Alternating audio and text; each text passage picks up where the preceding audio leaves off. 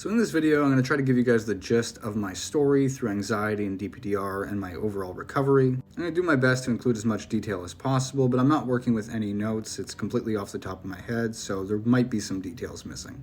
It's worth noting that I always had a higher level of baseline anxiety in general. Not to say that I was dealing with chronic anxiety, but even as a kid, I would be a bit more anxious, let's say socially, and things would stress me out a little more than the average person. I didn't deal with recurring symptoms or anything out of the ordinary, but for instance, if I had a presentation or something, I'd be extremely anxious, a bit more than the normal person. I also had a bit of health anxiety my entire life that would pop in and out at random points, but it wasn't anything that was ever debilitating. When I was 10 years old, I had my first panic attack because of health anxiety related things, but that pretty much went away through most of my teen and adult life. Obviously, there were moments where I'd kind of worry about certain things, but it would never be debilitating, long lasting. It was very short lived. So for me, how it started was in 2022. I was going through a bit of a stressful life period in general, and what happened was I started to notice that when I would go to the gym or be walking in silence, I would have songs kind of playing in my head, which I found kind of odd, but it wasn't anything noteworthy. It's kind of like when you have a song stuck in your head just repeating over and over. I just thought nothing of it. Next, I started to get these headaches at the base of my skull that would wrap around my head, and I would be waking up with them every day. So it really started to stress me out because I thought there might be something more wrong with me.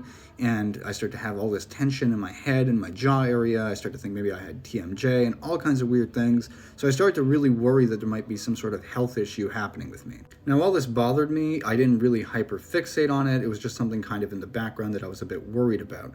And then one day I was planning to go out with my girlfriend, and we were ready to go out, and we basically went downstairs, and by the time that I got to the car, I noticed that I started to feel very breathless and weird. And every time that I'd move, I'd start to feel like my heart race a bit, then I'd feel breathless, and then I started to panic more. So then we basically canceled our plans. I went back upstairs and I relaxed at the apartment. While relaxing, I kept getting these sensations over and over and over, and I called my dad, and basically we agreed that I should probably just go to the hospital. And I started to worry that maybe it's something heart related, and because I have a lot of heart disease in my family, I was pretty much convinced that that might be something genetic that I'm dealing with.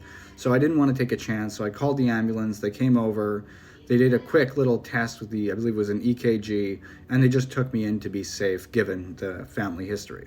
Once with them, I felt almost reassured immediately. I felt safer. And then by the time that I went to the hospital, got assessed, they basically said it was an anxiety attack and a mild, panic attack. I wasn't panicking in the extreme sense, but it was more of an anxiety attack. After this event, I essentially stopped nicotine completely. I cold turkeyed it, and I used to drink moderately, a drink every other day or 2-3 days, and I stopped that as well. So I cut out all of these things because I wanted to be healthier. About 2 weeks after this, I still had the song sensation that would come and go, like the songs stuck in my head, and I also had a lot of head tension and jaw tension. And then one day when I was working at home in the evening, I just started to get the jaw tension, and for whatever reason, I spiraled. I went into a complete panic attack, and I went outside, and I walked outside, and I started to walk, thinking maybe walking would help me calm down, get some fresh air. And I remember that was the first time that I truly felt full DPDR. It genuinely felt like reality was slipping away from me or collapsing in on me. And while I was walking and going through this panic attack, I was on the phone with my dad, and I was basically telling him, I'm pretty sure I'm having a stroke. I think I'm having a stroke. While speaking to him, I eventually calmed down. The feeling faded away. I didn't have DPDR at that point. It was just a brief feeling of it. That night, I relaxed with my girlfriend, and I got a bottle of wine trying to relax myself, thinking maybe that would help. While drinking, I noticed I wasn't as calm as I probably should be, and I felt kind of fuzzy, but not in a good way. And over the next little while, I felt mostly normal. I still had these other sensations like the headache and other stuff, but I did feel kind of fuzzy. There was this fogginess but it was very mild. But because of the headaches and other stuff, I started to notice I was getting panic attacks again and again and again. It would happen at just random points throughout the day, usually for whatever reason around 8 p.m. And almost every time I'd start to catastrophize and think the worst case scenario. And I would have basically my tongue would feel funny and dry. I would start thinking perhaps I'm having some sort of allergic reaction or anything like that. All kinds of crazy thoughts would come into your head, obviously, when you're in a panic attack. So after repeated panic attacks, I started to think maybe there's something else wrong with me. So I went to the emergency room again, particularly because of the tongue symptom. I thought maybe I was having allergic reactions. I didn't know. So I went to the emergency. I seen a doctor, and he basically said, oh, it's just panic, it's just anxiety, and he gave me a prescription for a sedative. And this is honestly where it really went downhill. So when he gave me the prescription for the sedative, I essentially had, I believe, 15 of those pills that I was supposed to take whenever I felt panic coming on. So after that, whenever I felt anxiety coming on or a panic attack coming on, I would essentially just take one of the pills and I would feel calm and resolved and I'd be okay. These panic attacks started happening sometimes at night, and I would end up taking the pill at night, and it would actually help me sleep and feel great. But the thing is that over time, what I noticed is that, like, after taking the pill, let's say I took it in the evening or nighttime, the next day I'd feel incredible anxiety just coming out of nowhere. So it became kind of a vicious cycle where I would feel the anxiety, take the pill, feel good for a little while, and then it would end up coming back. And what that's called is actually called rebound anxiety. And initially this wasn't like a huge big deal because, like, you know, it was a little bit of anxiety. It wasn't too bad. But what I noticed is that over time I started to get like these feelings of detachment and DPDR that would just come out of nowhere, and that's where it started to freak me out like crazy. And throughout this entire time I was already feeling kind of fuzzy and weird, like I said, after the first panic attack. So when I was, you know, in between doses, let's say I was starting to get heavy anxiety and I started to feel this detachment again, it would scare the crap out of me, thinking like I'm losing my mind or something really awful is happening. And next, what happened was I went down a rabbit hole as to why this might be happening. Obviously, I found, you know, I did study psychology, so I knew a little bit about depersonalization, but I didn't understand it in this degree, to this extent, because this was crazy. And I noticed that when I went down a rabbit hole, essentially about the sedative that I was taking, that a lot of people go into withdrawal and have all kinds of weird side effects from it. So I started to come to the conclusion through anxiety and catastrophization that essentially that this sedative broke my brain, or I'm in some extended withdrawal period that completely destroyed my, neurotransmitters or the way that my brain operates as a whole, and that I'd be in some sort of protracted withdrawal phase, that this would last like years and years and years, and I was pretty much screwed. So that narrative is essentially what made me worry and panic more. And I started to put timelines on myself, like, okay, in 2 weeks, because I took this, I should be fine. It should be out of my system. And of course, when you put timelines, you're not going to feel better because you're always focusing and checking in on yourself. And that's what I did. So in 2 weeks after my last dose, I didn't feel better. So then I started coming to conclusions that basically I'm like this for life, or that I'm going to be like this for years. And I started to get so anxious. And because of that, I became more sensitized. And over time, I just got more and more and more symptoms. So it wasn't only the DPDR.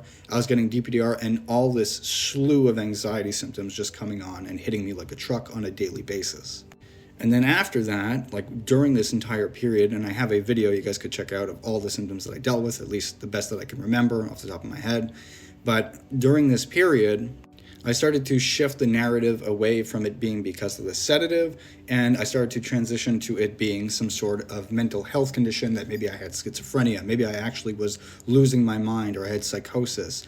And obviously in anxiety, you'll continue to shift where your focus is and what could be causing it if you rule something out, essentially.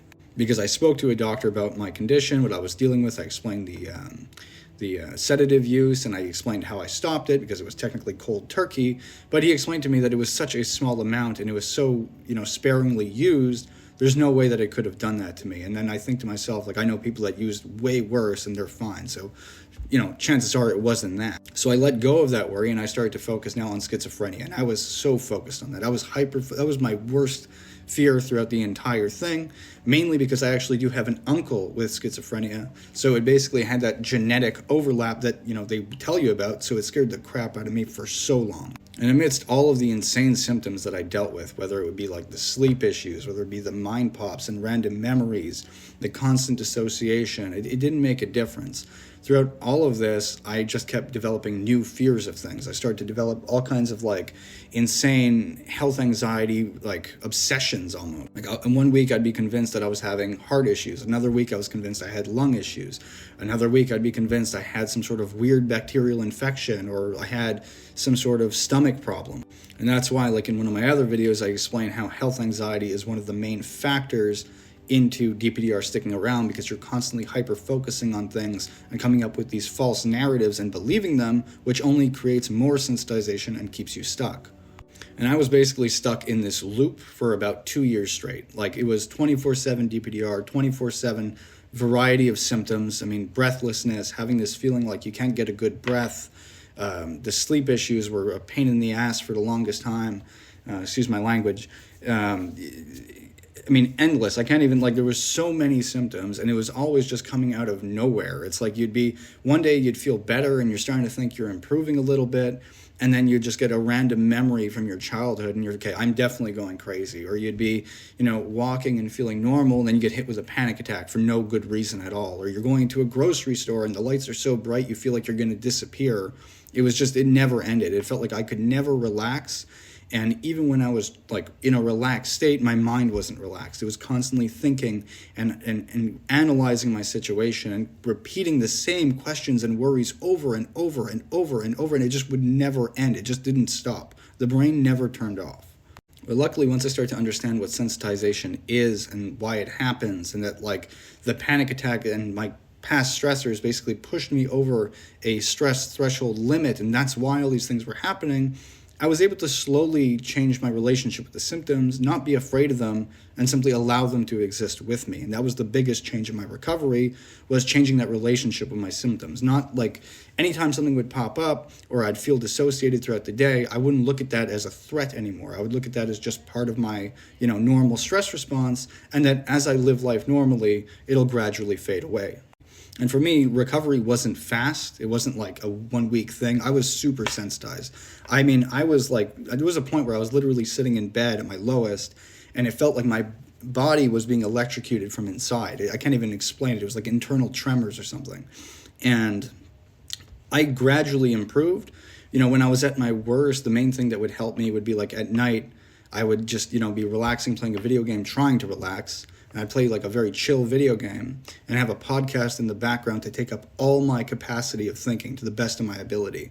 And that didn't eliminate the thoughts, of course, but it really did help them. It helped distract me because I was focused on the game. I had the podcast in the background. I can kind of just try to disconnect from myself literally and let my nervous system heal even a little bit during that time. And during this period, I would still go on trips. I would still go to work. I would still go to the gym. And all of it felt like complete hell. Throughout the entire recovery, or at least the majority of the recovery in the early stages, felt like complete hell. As you start to understand what it is and you start to not care, it becomes more annoying than torturous, less scary. But in the early stages, it still is just terrifying and awful in a lot of ways. When I'd be on trips, for instance, let's say I went to Niagara Falls, I enjoyed the trip to the best of my ability, but the whole time I didn't feel like I was really there. And in certain moments, it felt like there was this dark, heavy cloud on me, or this insidious evilness almost. It's just like a constant drain on you, accompanying all the other symptoms that I've discussed in the past. And in these moments, whether it was me traveling or just going to the gym, like I said, I'd always have these symptoms and this feeling over me that I'd have to pretty much just allow to be there instead of engaging with it, worrying about it, and like paying attention to it at all. I would notice it there, I would acknowledge it, but I would simply just allow it to exist. And that's exactly how acceptance works. You understand that like these sensations can't hurt you, they're not dangerous, they're extremely uncomfortable, they can feel creepy, they can feel weird, but you know that they can't harm you, so you just simply allow them to come with you, whether it be on a trip, whether it be at the gym. It didn't make a difference. And for me, I can't emphasize this enough. When I would be at the gym and working out hard and, doing my cardio and my weights and stuff, like the amount of bright light that's there, and that was one of my biggest triggers. The bright lights would completely dissociate me. I'd be lifting weights and counting my set, and that's all I could focus on. I'd have to be focusing on that specifically because otherwise my mind would stray to how weird I felt. And I would use like certain things in the environment as a form of distraction. But if I didn't, and that happened quite often, it would feel literally like in the bright lights, I wouldn't even know who I am, where I am almost. Like logically, you know who you are and what you are, but you'd feel so disconnected from it. You felt like you were either going to die or disappear at any second, and just, like it was just so terrifying. But over time, by continually doing this, and no matter how bad I felt in the moment in every given instance, right?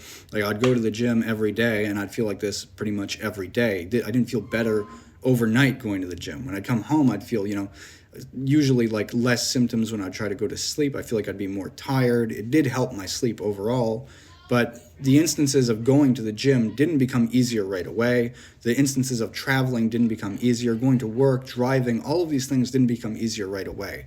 Like, it was hell for the majority of the beginning phase. Like, you just have to basically fake it until you make it and continually almost lie to yourself and say, like, yeah, I'm okay, I'm going to be okay, despite feeling like complete crap.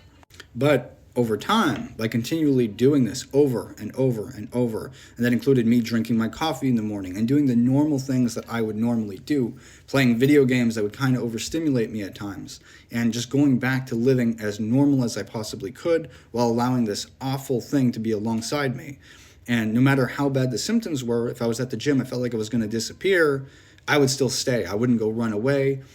Sometimes if it was really, really bad, I'd go walk on the treadmill to try to calm my nervous system a little bit and just, take the focus off. But by staying and continually doing these things in a repetitive form and just constantly just not quitting in a sense, over time it just becomes so much easier and it becomes second nature for you. And once these symptoms don't scare you anymore to the point that they become annoying, and this process of just, allowing them to exist with you and doing the things that you'd normally do anyway, it eventually, like I said, it becomes second nature, and it just becomes so much easier. And you're just not, you genuinely don't care about the symptoms at a certain point. They're merely just annoying. It's like, oh God, I still feel like this. It's at a point you start to get kind of pissed off at it instead of scared of it. And at that stage, it's actually pretty much the end of recovery in a lot of ways, because once you pass that I'm pissed off at it stage, and you're kind of at the, it is what it is. If I have this the rest of my life, I don't care. I'm living normally anyway. Once you reach that point, the symptoms really fade away quickly.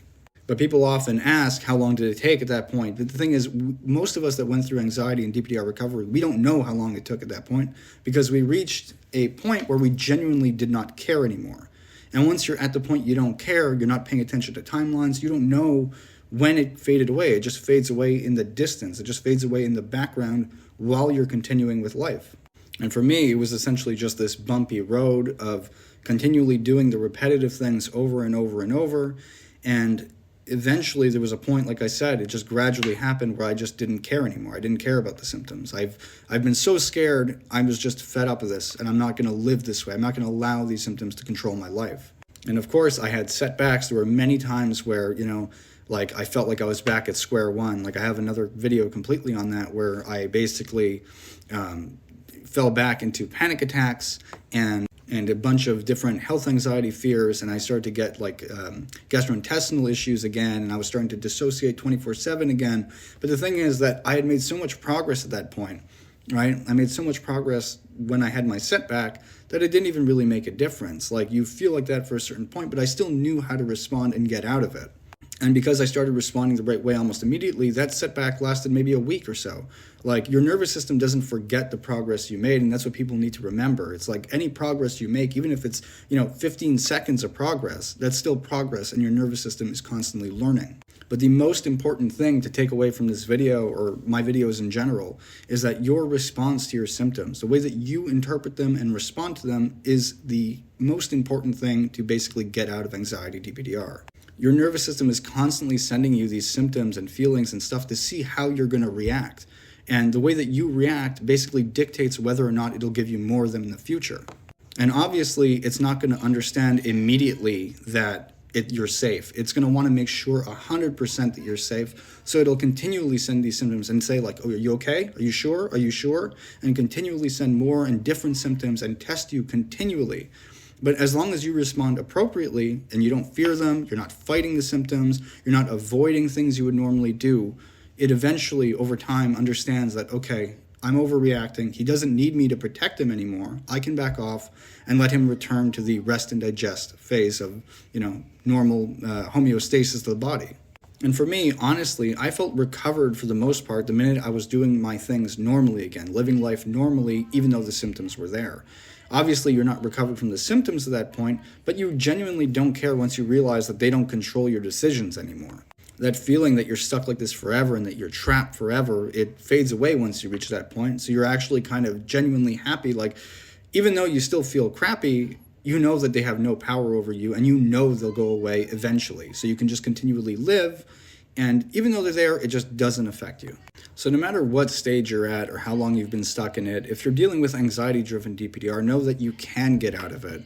Like, you can 100% reverse this. It's not something that can harm you, and this is something that's natural. It's something that your body is supposed to do when it's overwhelmed with stress, anxiety, panic, or anything that essentially, stresses out your nervous system to a point that goes over your personal threshold of stress.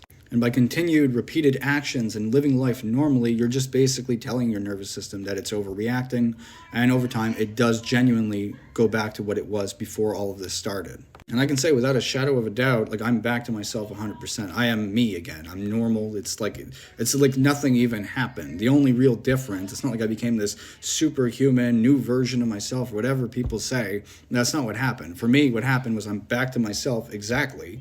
After 2 years of being completely sensitized, I'm back to who I was from the beginning, but now I just know how to respond to stress better, and I understand my body better.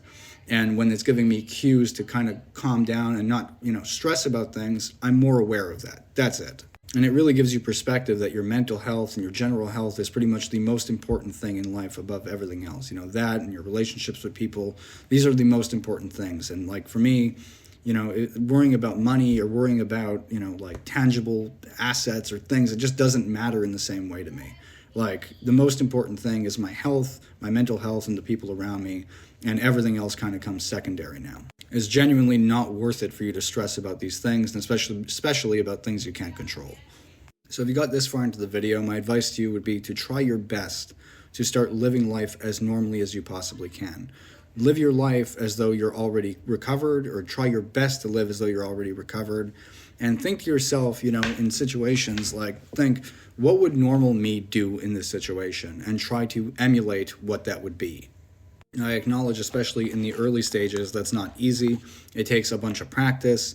But over time, you really do train your nervous system to understand that it's safe, and you can start to feel more like your normal version of you. And that includes, avoiding the reassurance seeking and avoiding avoidance-based behaviors. And reassurance seeking, there's so many different ways. Like for me, I would always be asking my mom if I'm okay. I'd be calling my parents a lot and asking them, advice on whether or not I should go to the doctor. Going online into forums or watching videos like this continually. Once you understand what's happening to you, watching anxiety and DPDR recovery videos, at a point, it actually is a form of avoidance. You're watching it to feel better and avoid your symptoms. And in doing that, you're kind of still telling your nervous system that there's something wrong with you. Not a lot of people on here will tell you that. They're going to tell you, watch their content. You need them to recover. That's actually just BS. You need to understand what's happening to you to recover and what you should do. But once you have this knowledge, you should, think about what normal you would do. Would normal you without anxiety or depersonalization be watching recovery videos on anxiety and depersonalization? Probably not. So for me, I basically made a hard stop on that type of content once I understood it. Occasionally, I would go back to some of my favorite channels just to, get a little bit of reassurance and hope and motivation. And that was, for the most part, that's harmless. It's just if you're constantly, engaging in this space and your mind is always focused on anxiety and DPDR, that's all your mind is going to think about. If all you do is consume this type of content or be in forums, how can you ever recover? That's not what a normal version of you would be doing. But remember this, you're not losing your mind. This is not permanent whatsoever. Anxiety-driven DPDR is fully natural. It's a completely normal response to what your body and your mind has been through. And, through doing the right practices, you definitely can get back to your normal version of you. And if you got this far and you're still in the thick of it with anxiety DPDR, I do have my completely free DPDR Calm Kit. All you have to do is simply click the link on my profile. It includes 12 mindset shifts that really help me through my anxiety and DPDR recovery, as well as some extra information on anxiety and DPDR in general. So hopefully this gave you guys a bit more insight on my history and my story with anxiety DPDR. If you have any questions at all, feel free to comment them. I'm going to do my best to reply to all of them. I know that in this story, I obviously missed a ton of my story because it's off the top of the head. And I was trying to do it as natural and, as real as possible for you guys. Just remember that you can always recover from anxiety-driven DPDR, no matter how hopeless it might feel right now. You just need to put in a bit of the work and have patience with yourself and do the boring, repetitive reps, even though you feel incredibly uncomfortable while doing them. It can take time, and that's why, not putting pressure on yourself or setting timelines is massive. Just, stay positive and do your best to live as normal you would.